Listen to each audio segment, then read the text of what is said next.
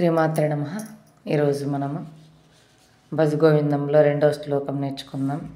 భజ గోవిందం భజ గోవిందం గోవిందం భజ మూఢమతే సంప్రాప్తే సన్నిహితే కాలే నహి నహి రక్షతి డుకృన్కరణే మూఢజహీహి ధనాగమతృష్ణాం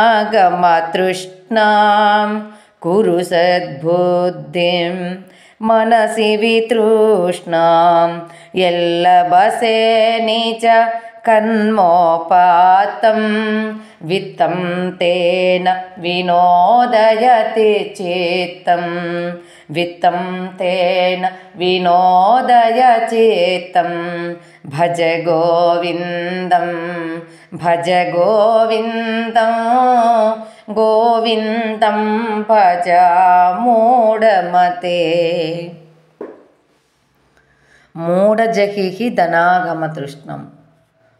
ఓ మూఢుడా, మూఢబుద్ధి కలిగినటువంటి మానవుడా, ధనార్జన సంపాదించాలి అనేటువంటి తృష్ణను కోరికను నీ మనసు నుంచి పారద్రోలు.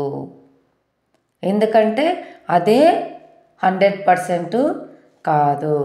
ఎందుకంటే మన జీవిత ధ్యేయంలో మన కుటుంబ పోషణకి మనము 80%, తర్వాత 8 గంటల నిద్ర, 8 గంటలు కష్టపడటానికి, 8 గంటల ఆధ్యాత్మిక సాధన చేయడానికి ఉపయోగించాలి. కాబట్టి మనము 24 అవర్స్ దాని గురించే థింక్ చేయకూడదు, దాని గురించే వర్క్ చేయకూడదు.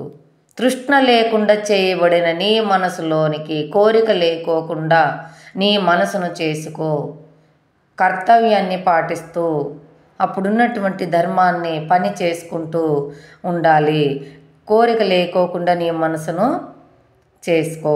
సద్బుద్ధితో కూడి ఉన్నటువంటి ఆలోచనలు ప్రవేశింపచేయి నీ మనసులోకి. సద్బుద్ధితో అంటే నేను ధ్యానం చేయాలి, 10 మందికి హెల్ప్ చేయాలి, 10 మందికి అనారోగ్యంతో బాధపడుతున్నారు, వాళ్ళ మనసు వాళ్ళ అన్నీ ఇది మంచిది ఇది చెడ్డు అని నేను తెలియజేయాలి.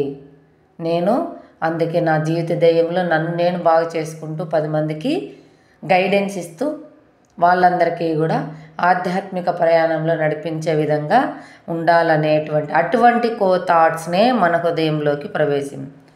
నీ స్వధర్మానుగుణమైన అంటే స్వధర్మం అంటే నేను భగవంతుని నుంచి వచ్చిన అంశాత్మను. నా ధర్మం ఏమిటి? ఈ శరీరం నేను కాదు, ఈ కుటుంబం నేను కాదు.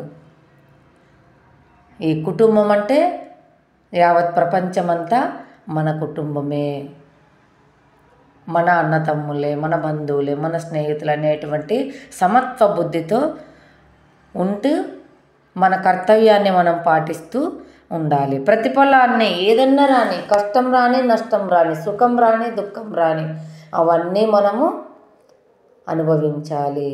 ఎందుకంటే ఆనందంగా అనుభవించాలి. ఆనందంగా అనుభవించినప్పుడు అందులో లెసన్ అనేది మనకు అర్థమవుతుంది, అందులో ఉన్నటువంటి పాఠాలు మనకి అర్థమవుతాయి కదా. లేదంటే అదే స్ట్రగుల్ అవుతూ బాధపడుతూ తిట్టుకుంటూ ఇతరులను దూషిస్తూ నన్ను నేను దూషించుకుంటూ చేస్తే సైకోసోమాటిక్ డిజార్డర్లకి మైండ్ డైవర్ట్ అవ్వడం, స్ట్రెస్కు గురవ్వటం, అనారోగ్యాలు రావటం, ఇంకా కొత్త ప్రాబ్లమ్స్ అన్నీ. అదే ఆనందంగా ఆ కష్టాన్ని కానీ సుఖాన్ని కానీ నష్టాన్ని కానీ లాభాన్ని కానీ దాన్ని అనుభవిస్తూ ఆనందిస్తూ ఉన్నప్పుడు అందులో ఉన్నటువంటి లెసన్ మనకి అర్థమవుతుంది. భజ గోవిందం భజ గోవిందం గోవిందం భజ మూఢమతే. Thank you masters.